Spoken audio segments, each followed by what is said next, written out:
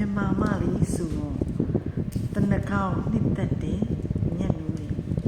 မြန်မာမှာပကံသူဆိုတော့အညာသူပေါ့အညာသူဆိုတော့တနကောက်ရမ်းဆိုင်တယ်အရမ်းနှစ်သက်တယ်အရမ်းမြက်လို့လေအဲ့ဒါကြောင့်လို့တနခါထုတ်ကုန်လေးကိုထုတ်တယ်ကိုကြိုက်တယ်ကိုနှစ်သက်တယ်တနခါထုတ်ကုန်လေးကလေစမ်းမကြီးတွေရမ်းကောင်းတယ်မြမပူလောင်တဲ့မြမလေးရဲ့ရာသီဥတုနဲ့လေးကိုက်နေတဲ့အေခါတဲ့တဘာဝပစ္စည်းလေးဖြစ်တဲ့တနခါမှာကူကငကူကလေးကယူရီပါပြီးသားတနခါဟာအသားရည်ကိုပြင်းပြစီတယ်အပူနာယောဂရဲ့အတွက်တင့်တော်တယ်အေခါတဲ့ပစ္စည်းလေးဖြစ်တယ်တနခါမှာနေအောင်ကြီးကိုလည်းကာကွယ်စီတယ်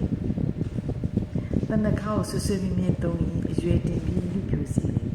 ဒါဟာပင်ကိုတနခါမှာပါတဲ့တက်တက်တီ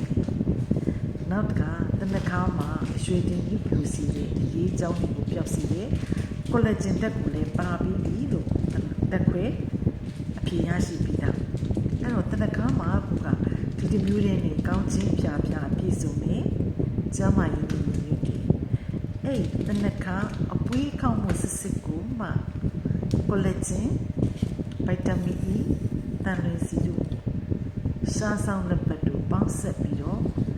ထုတ်လုပ်ထားတဲ့ပကံဒီကထုတ်လုပ်တဲ့ပကံဒီတဘာဝတနခါကိုလာဂျင်ပေါင်းတာ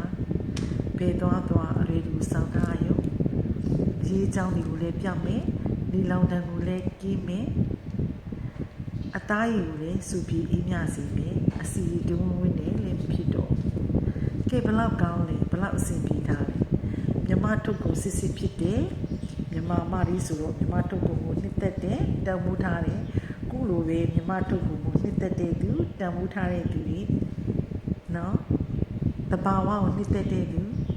တန်မိုးထားတဲ့သူတနခါကိုချစ်ခင်မြတ်တဲ့သူတွေအားလုံးတွေပကံသူကထုတ်တယ်ပကံသူတဘာဝတနခါကိုလက်ချင်းပေါင်းတာလေးအလွယ်ကူဆောင်ထားရုံနဲ့ပကံသူရဲ့ဆောင်မှုတိုင်းအလွယ်ကူဆောင်ထားပကံသူတနခါတဲ့